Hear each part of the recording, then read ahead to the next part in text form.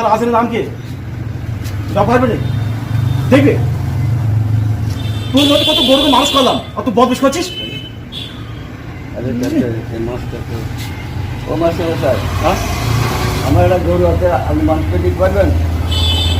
মানুষ কেমন করবো আমি? ওই যে আপনি বললেন যে আমি গরুকে মানুষ করতে পারি, তা এই আমার একটা গরু আছে। আরে বাবা গরুকে কি মানুষ করবো আমি? সেটা তো আপনি বললেন তো।